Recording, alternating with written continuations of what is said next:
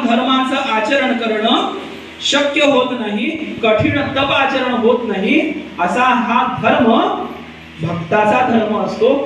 भर्तृहरी आपल्या नीती शतकात सांगून गेलेले आहे.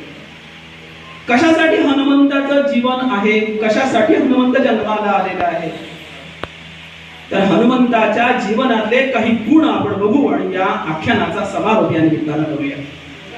हनुमंताच्या जीवनामध्ये बालपणापासून हा हनुमंत जन्माला आलेला आहे आणि थेट कुठे गेलेला आहे, अवकाशात गेलेला आहे.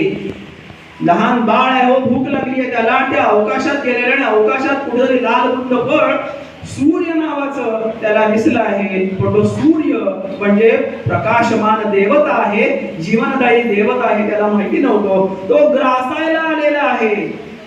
स्वाभाविकपणे सृष्टीचं संरक्षण करायचं असेल तर इंद्राला पुढाकार घ्यावा लागला. इंद्रानं विचार न करता कोण आलेला आहे, असा वज्राचा प्रहार केलाय आणि वज्राचा प्रहार झाल्यामुळे वज्राच्या प्रहारामुळे जखमी झालेला